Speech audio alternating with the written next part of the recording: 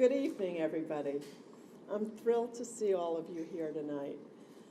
Welcome to the launch of Stand Beside Them. I'm so delighted to introduce to you a very special speaker, Dana Perino. She's a Fox News contributor as well as a co-host of The Five, the highest-rated cable news talk show. When President George Bush appointed her in 2007, she became the second female press secretary in history. A big supporter of veterans in our military. We're so thrilled to have Dana Perino here tonight. Please welcome Dana Perino. I was honored to be asked by Stephanie and to come here tonight. It was a little bit just out of the blue. She sent me a letter that at Fox, you can imagine you get a lot of letters, some of them very pleasant, others not. And you have to decide which ones you're going to open. You can sometimes tell by the all caps on the envelope. But hers came and it was about Stand Beside Them. And it means a lot to me to be here. I believe strongly in mentoring. I've had mentoring mentors in my life, starting especially with a woman who was chief of staff for the congressman that I first worked for, who really gave me my start. Clearly, the military means a lot to every commander-in-chief.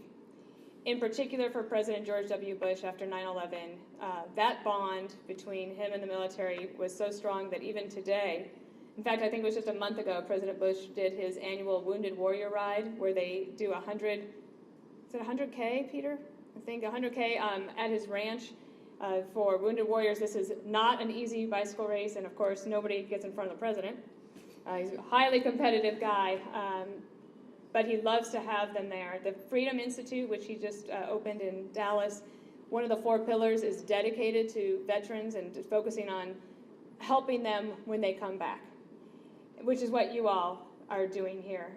Just so happens that this afternoon I did an interview with Paul Gennaro of AECOM, and a young Iraqi wounded warrior, he's an American Iraqi war vet, wounded warrior, who was unemployed for about 5 years. You guys will appreciate this here in New York. Yeah, he signed up to serve in the Marines when he was a senior in high school in January of 2001, January 2001.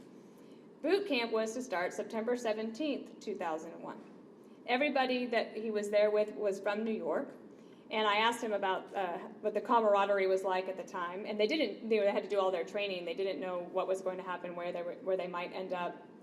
In 2005, after being wounded and awarded the Purple Heart, he left the military, and he started in real estate, in high-risk loans, and loses that job about 2 years later in the financial crisis.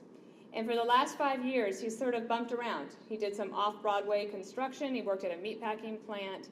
And he knew that he needed to seek help. He reached out to Wounded Warrior Project, and they connected him with Paul Gennaro, who had said, I'd like to help somebody one-on-one. And that was April 13th. And on Monday, he starts as the Assistant Superintendent of Construction at One World Trade. And that was because he took an interest. First of all, he said, the warrior, Andrew Steiner, he said that it made such a difference not to go to a job fair where you just are there with 1,000 other people all looking for the same type of work and you didn't get individual attention. And it wasn't just on email or social media. There were phone calls. Today was actually the first day they had ever met. Paul took him through the process of thinking about what does he really want to do. Finds out that construction might be a good place to be. And Paul, having been in the Navy and come out in corporate communications, was able to speak his language. I know a lot of you also served and now are trying to help vets that have come back. And that made an impression on me today. He said that it was important to understand the lingo, know what it was like to go through a transition, though Paul was served during peacetime and didn't have to serve in combat. He helped him with his resume. He said that when he first got the resume, it was all like military speak. And he didn't know how to use that skill set that he had learned about leadership and safety being paramount. But at a construction site like One World Trade, safety is the most important thing. The other thing that he did was he just thought about his network. Paul Gennaro thinks about his network, like, who do I know? Well, AECOM owns Tishman. Tishman's a big construction company. He calls the guy at Tishman. He said, "What? Do you know of anything available?" He says, "Well, actually, there's this job at One World Trade." He helps him interview, gives him some tips about that, and then Andrew took it from there.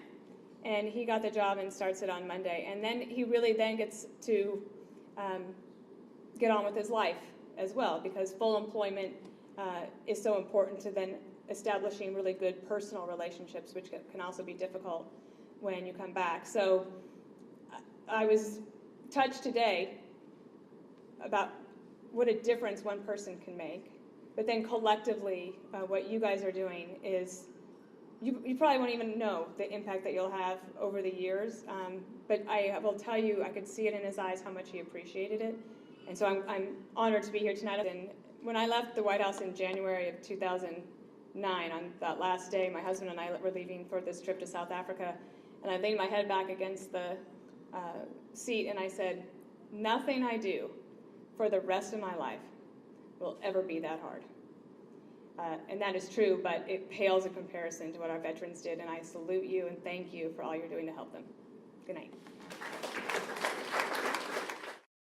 I'm really excited as I look around this room because we're all here because of a shared belief. We know that our veterans need more support than they're getting, and it's up to us to give it to them. Here's some facts that you may not know. 1 million veterans are still waiting for benefits, and some in New York are waiting for up to 2 years. 60,000 veterans are living in homeless shelters or on the streets of our nation. There are 250,000 to 1 million overburdened caregivers providing all kinds of support while working regular jobs and raising children. Did you know that during the last 12 years, 2 million children have been impacted by deployment? And finally, there's the alarming suicide rate among veterans, 22 per day. That's 1 every 69 minutes. The men and women who have served since September 11, 2001, have lost months and sometimes years with their loved ones. Many have missed momentous occasions, such as the birth of a child, first steps, graduations, but they've also missed the birthday parties and the soccer games we all take for granted. And when our troops return home, what do they find? They find things have changed. Those of us here tonight know we can no longer wait for the government to provide the help that's needed. We must step in and do our part. Whether it's to help them prepare to find a job or repair strained relationships, start a small business, stay the course in school. Our Stand Beside Them volunteer coaches and mentors will be here to support our veterans and their families. We want them to achieve the happiness and the quality of life that they so deserve. We can help our veterans transform the hypervigilant state of mind required to survive in a battle zone to a mindset more conducive to peaceful, healthy, open, and trusting relationships.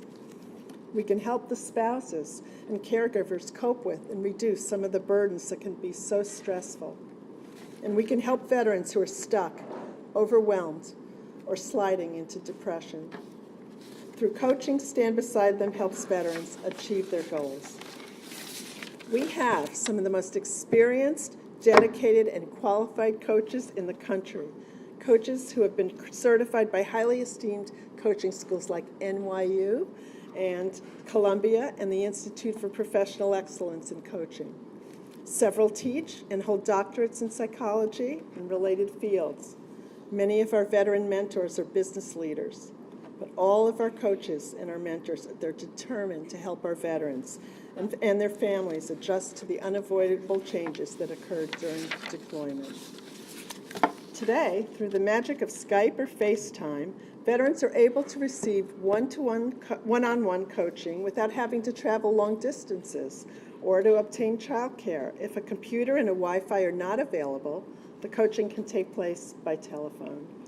And this is our vision, partnering coaches with veterans all across the country.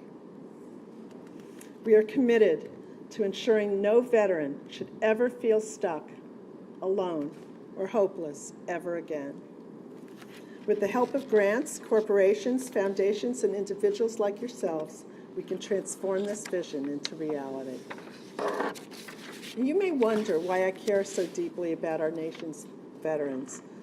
Well, in my career, I've been a lawyer, a coach, an advocate for other worthy causes, but it wasn't until 2 years ago that I really grasped the meaning of true purpose. It's a cause. It infiltrates your soul. You become so committed, there's nothing you wouldn't do to achieve it. My experiences with the great men and women who have served our country helped me realize my true purpose. One remarkable man gave me my first awareness of military values: honor, courage, commitment, and integrity.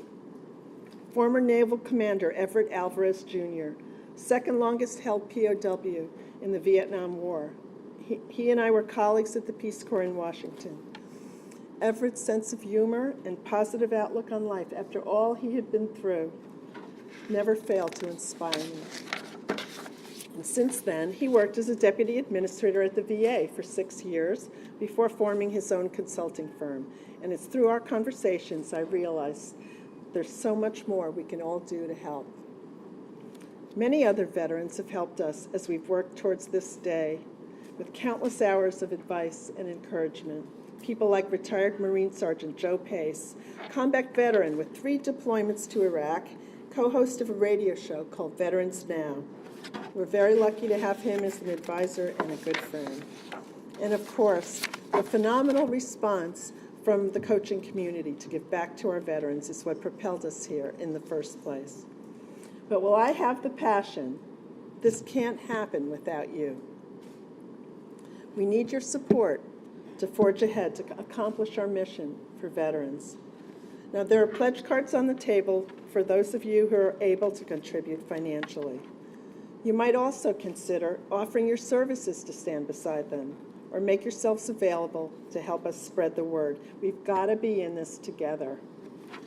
To those who've helped us get to this momentous day, I thank you from the bottom of our hearts. Special thanks must go to our board and advisory committee, Priscilla Newman and Ron Capello, for their invaluable advice. Our pro bono attorney, Matthew McDermott from DLA Piper, for legal guidance and support. Thanks to Megan Smith and Donna Lawrenson from Edelman Public Relations Firm for volunteering their expertise. Our gratitude also goes to Jacqueline Peluso for contributing her superb design talent to our website, our marketing materials. I'd be remiss not to thank Robert Howley, a Navy veteran, special events manager here at the Metropolitan Club, for his generous hospitality. And to all veterans here tonight, I hope you know, all of you, how much we cherish you and are grateful for your service to our country. And of course, we honor those who made the ultimate sacrifice to protect us. They're in our hearts always, as are their families. I'd like to close with my favorite quote, the words that inspire me every day. Regard your soldiers as your children. They will follow you into the deepest valleys. Look on them as your beloved sons and daughters, and they will stand by you, even unto death. Our sons and daughters have stood by us, 2.5 million of them since 2001, unconditionally with incredible courage, commitment to duty, honor, and integrity, at great, great sacrifice to them and their families. Now it's our turn to stand beside them. Thank you very much for coming tonight.